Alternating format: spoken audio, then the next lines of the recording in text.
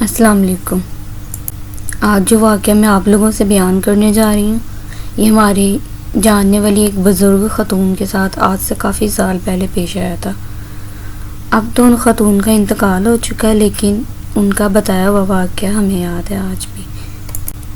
وہ بزرگ کافی نیک اور پرہیزگار خاتون تھی جن کا واقعہ میں آپ لوگوں کے ساتھ بیان کرنے جا رہی ہوں۔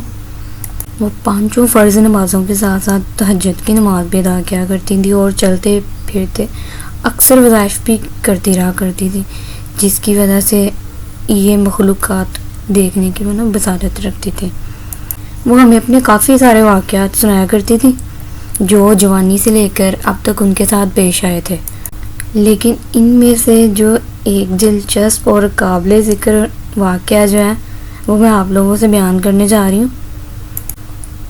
واقعہ کچھ اس طرح ہوا ہے کہ وہ جو خاتون تھی نا، وہ رات کو کھانا کھا کے عشاء کی نماز ادا کر کے چھت پہ چلی جایا کرتی تھی، اور جیسا کہ میں نے آپ لوگوں کو بتایا کہ واقعہ کافی سال پرانا ہے، تو تب اتنی آبادی نہیں ہوا کرتی تھی۔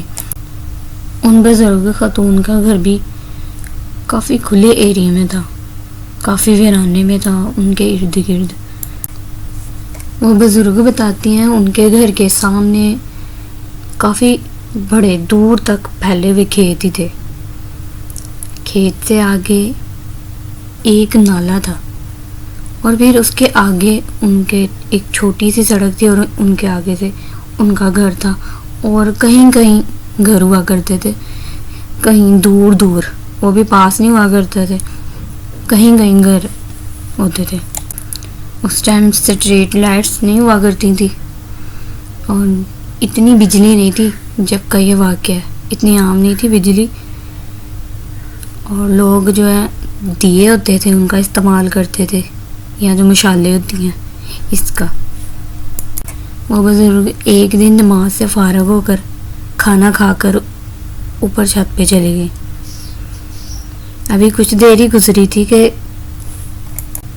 وہ بزرگ کہتی ہیں میں کیا دیکھتی ہوں کہ ہمارے گھر کے سامنے جو کھیت ہے جو دور سے نظر آ رہا ہے کہ کافی ہزاروں کی تعداد میں لوگ آ رہے ہیں، لیکن ابھی کافی دور تھے تو اس لیے کلیئر نظر نہیں آ رہا تھا اتنا زیادہ۔ ہاں دور سے تھوڑی تھوڑی ایسے جیسے کہ بہت سارے لوگوں نے مشالیں پکڑی ہوئی ہیں، اندھیرے میں دور سے تھوڑا سا نظر آ رہا تھا، اتنا سا۔ تو وہ کہتی ہیں میں دھیان سے دیکھنے لگ گئی تو آہستہ آہستہ وہ لوگ قریب آتے گئے۔ وہ جیسے ہی آگے آئے، قریب آئے لوگ، تو میں نے کیا دیکھا، اتنے سارے لوگ ہیں، انہوں نے مشالیں پکڑی ہوئی ہیں، اور جیسے وہ مزید آگے آئے تو 60 ڈھول ڈھمکوں کی آوازیں بھی آنے لگ گئی کہ جیسے کسی کی بارات آ رہی ہو۔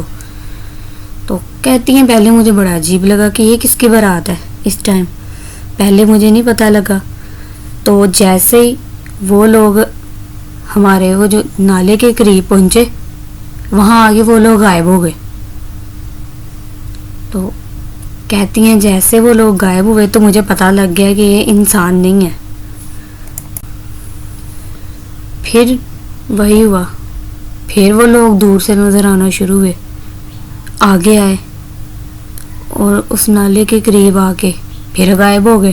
پھر اس طرح یہ وہی سلسلہ شروع ہو گیا یہ، اور یہ سلسلہ تک صبح فجر کی نماز تک چلتا رہا۔ وہ لوگ نالے کے قریب پہنچتے، غائب ہو جاتے، اور پھر پیچھے سے آتے، پھر وہ اس کے قریب پہنچتے، پھر غائب ہو جاتے۔